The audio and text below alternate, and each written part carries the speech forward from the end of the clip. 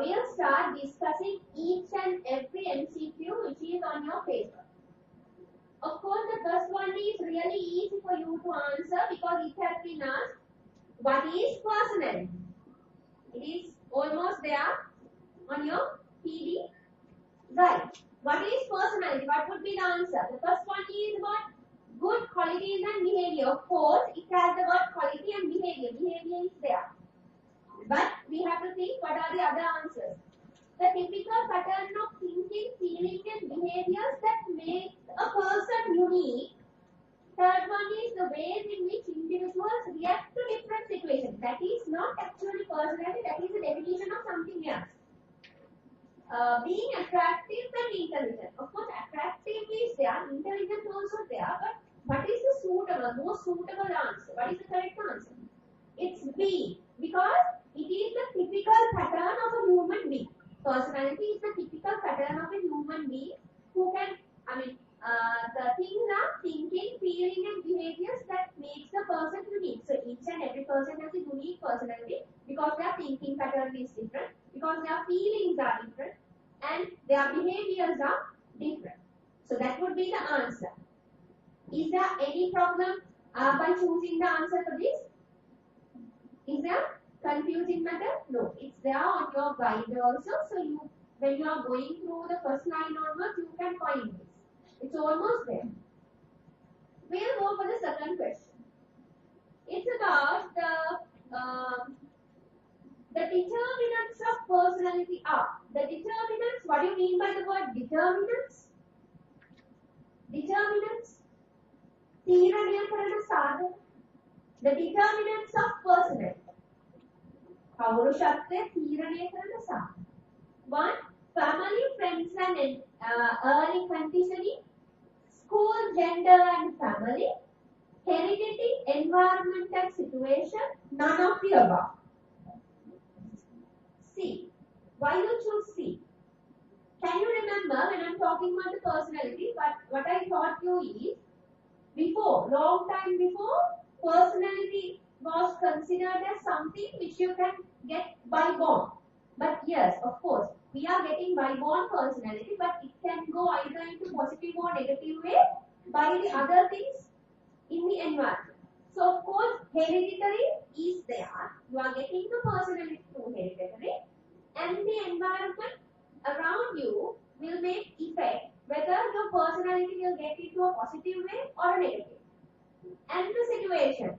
This is called as, in situation, we have the situational thinking. So, it even connected to your first question.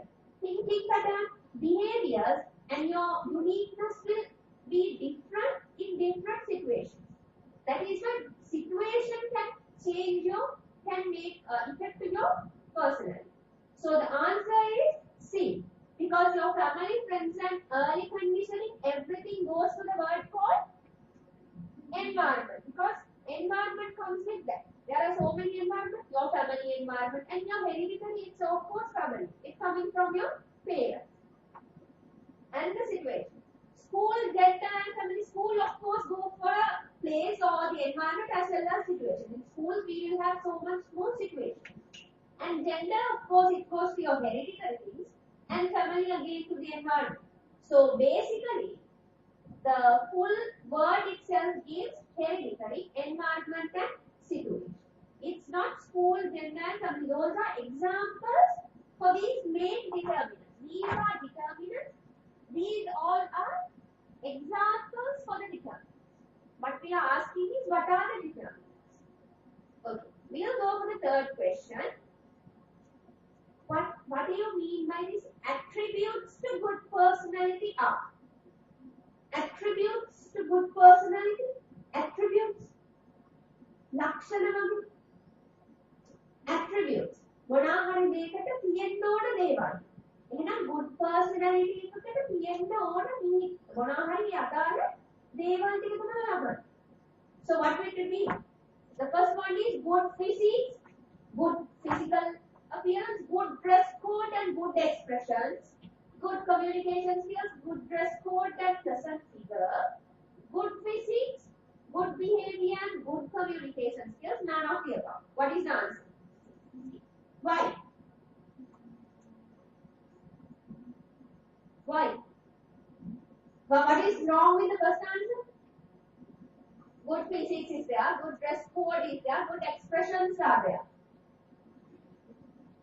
But personality always goes through a word called behavior.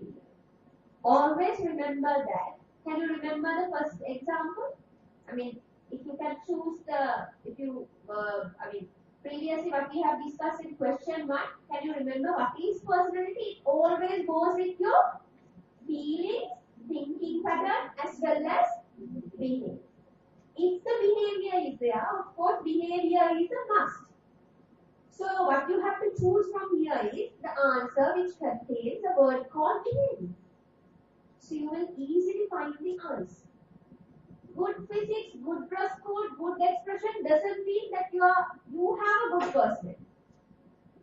And in the second answer, good communication skills is there. Good good dress code is there. Pleasant figure. Pleasant figure is not a must to have a good personality. One who's having pleasant figure sometimes have really bad personality. Of course, you all are working in the hospital setting, so you know what the nurses are. Will the nurses have good personality when they got a good figure or not? So, what is the answer? Of course, it goes with the word called behavior. So, it's the answer C.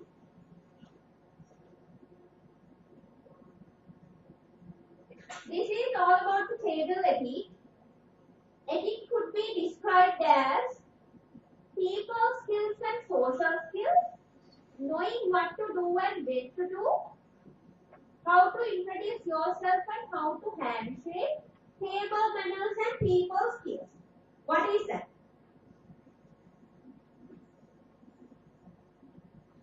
If we put so much more things in front of this, this can be changed. When we put table ethic, don't ever confuse this word with only with the table ethic, because that is how you will eat and drink with this buffet and everything, and what are the table manners that you are having. So, if you can remember that in the presentation, and if you put this, that's of course true. Ethic doesn't mean it always goes with the table manners. There is something more than that. When you are entering into the place, there are things that you should do and don't. And there are the manner in everything. So what would the answer would be? Why? The answer A covers the whole concept, whole idea. Everything goes under these main two categories. Either it will belong to social skills, either into people skills. If you take knowing what to do and when to do it, those kind of situation, it goes to people skills and goes social skills. How to introduce yourself and how to handshake, that goes to people skills and social skills. Table manners and people skills, of course, go to this first one. So what is the answer? Answer A. Those are the main 2 points under ethic. Either it will go to social skills, either it will be a people skill. That is why when you are having a good personality, you will get attracted more people because you have people skills. And you will be famous in the society or in the social groups because you have social skills. All these communication whatsoever goes under these 2 topics. So always don't confuse the things. I have talked about table manners. Of course, this answer should be table manners. No, that is not. Table manners goes under people also. That is the way that you're gonna. If you have introduced yourself in a good manner, and when you are eating with the person on the table, if you didn't, reflect your people or social skills or your manners on the table, of course, everything is useless. That is why everything has their own categories. So these one got these people skills and social skills. Those are the 2 main categories. We'll go for the 5th question. Characteristics of a superior personality are. What do you mean mean by the word called superior personality? Superior personality? Superior personality is something you got this higher kind of personality skills in you. Each and every aspect which you are reflecting has its own personalities. That is why which we call as higher person. But even for us, we do have our own personality, which may sometimes have, into some level. If we rate it 1 to 10, we have the stable manner skills 6. Some may have stable manner skill 10. If it's the best and the worst 0 to 10, so it reflects. Superior personality means when you can maintain it throughout the whole lifetime, throughout the day. For each and every work that you are doing, you are reflecting something. So if you can reflect that kind of thing, that goes under superior personality. So what would be the answer? First, posture, clothing, figure, communication, self-confidence, behavior and smiling. Computer literacy, smiling and good interpersonal. Posture, dress code and positive attitude. Computer literacy, self-confidence and positive attitude. What is the word that you have to find?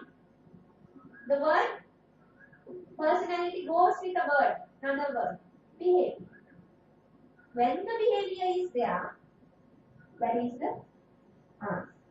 And if something with these had behavior, imagine this one, posture, dress code, positive attitude and behavior. Would it be the answer? No. Why? All kind of lifestyles, all the work or all the things that you are doing per day has to go under this answers. Posture. Whenever you walk, sit, stand, whatever the thing, your posture should be in the correct way. So it goes under this.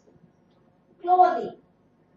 Even though your posture is so good and everything, if you wear so much stinky clothes, you won't get this superior personality. Superior personality means each and every aspect of you has that manner.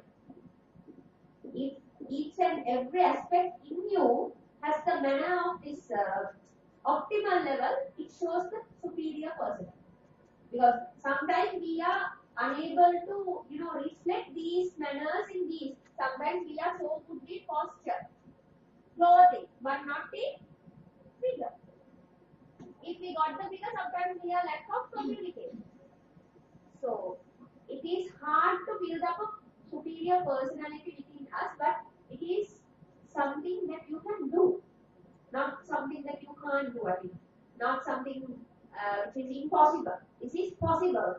Superior personality is a possibility. Have you seen superior personality people? People who got this superior personality?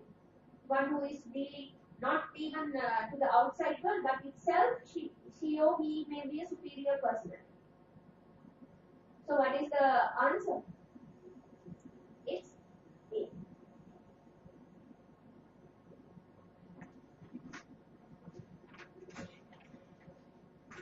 Okay. Number 6. The methods of maintaining a good posture is that. Sorry, I forgot to tell you. In the previous answer, computer literacy. Have you seen that computer literacy? Computer literacy itself doesn't give any value at all. It gives, but it doesn't make any sense to your personality. There are so much more people in the world who doesn't know how to even touch a mouse, but who has shown a very good personality. Even though you are using the special smartphone or Samsung S8 or Apple iPhone 97 or something, that doesn't mean you have the super personality. It should reflect by the things that you are doing, not by these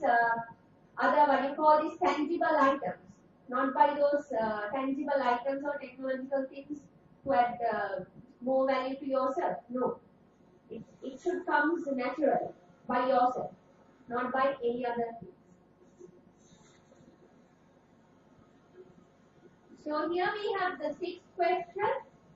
the method of maintaining a good posture is, I'm so, I can't move because I have to talk to this mic, so it will get recorded. That's why I can't move here and there. That's why I'm still, standing in the same place. Otherwise, I'm not a person like this. I have to move a lot. But Susit asked me not to move, that he can't record this thing. So, of course, this part will be, deleted. And the method of maintaining a good posture is good posture. Something that we are left of sometimes. Keep your spine straight and sit straight. Walk with proper arm movement. Keep your head chest high. Sit on 45 degrees and legs together. None of the above. Keep your spine straight and sit straight. Is it always? Can we do? No. Walk with proper arm movement. That doesn't mean anything. Walk with proper. There are so many walking styles. It decides your personality.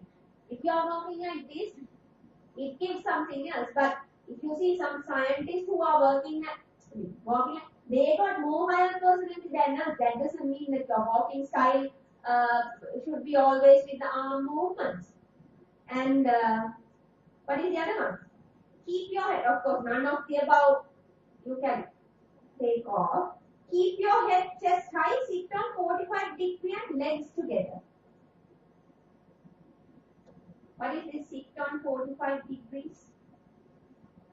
Because, we can't sit on this 90 degrees sometimes because we have this spine, we have the structure, we don't have this kind, we have curves, right?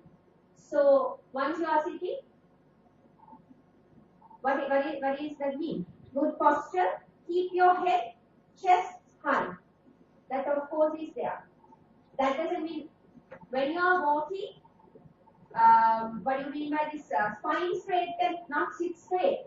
You have to keep your head and chest high and sit on 45 degrees and legs together. You should not, it is even, physically it is not good to cross your legs and sit. Why? There's a chance to get varicose veins. So what is the proper manner? When you are sitting, keep your legs together and bend a little bit. At least you are showing some generosity to the person you are talking. So otherwise you may end up with some other. So what is the answer? See, keep your head chest high. Whenever you are walking or talking to someone else, head and chest high. High means don't be high-minded like this. So that means high, in a higher position. Not like this, but in a straight manner. And so that is a small question. We'll go to 7. What is effective communication? That is writing a message clearly and grammatically accurate. Is sending a message well understood by the receiver. Is like the relationship between a ship and a sailor. Is sending a message that is well understood by the receiver and intended by the sender. What is it? Is writing a message clearly and grammatically accurate? Is it communication? No, communication isn't always about this grammatically complete things, right? Is sending message well understood by the receiver? If the message is well understood by the receiver, is that about the effective communication? Is like the relationship between ship and sailor. What is the relationship between ship and sailor? They do understand, but we don't understand. Ship and sailor, that means they know about, of course, who knows more about the ship? Sailor. So the message that they are sending, they knows about that. So the receiver doesn't know. The receiver does not understand it, but the sailor knows about it. That is why the sailor and the ship gives to us. Sender knows all about the details which you are sending, but the receiver may not understand it. because you have to plan all the things that you want to write or the information that you want to communicate in your head, but when you are writing or when you are typing it, it may be unclear to the sender. Sorry, receiver. Is sending a message that is well understood by the receiver as intended by the sender. That's of course. If you are telling, can you remember those days? Maranga epa nidahas karanna, when you forgot to put the comma and the full stop in the proper place. Maranga comma epa nidahas karanna. Or maranga epa nidahas karanna, that full stop. Same thing like that, because once you are sending something, you should have a proper understanding what you are sending. And the receiver should have the same understanding about the message that you have sent. So two of you have the mutual understanding on the same message. That is what effective communication is all about. That means if you are writing something, imagine in your healthcare setting, you are handing over by documenting, handing over notes to, if you are giving over and somebody is taking over the patient. If you are writing it unclearly, which only you can understand, will that be the effective communication? No. Effective communication means same message as the same way that the sender is understanding the message. The receiver can also, the receiver should have the ability to understand it in the same way. That is effective communication. So you know what is the purpose of writing, and the receiver knows what is the purpose of getting. So that is why intended by the sender. He is sending a message that is well understood by the receiver as well as by the sender. This is the same meaning. Once you are writing it, that is the meaning of the answer as well as the sender. So two parties know what is the message in the same message.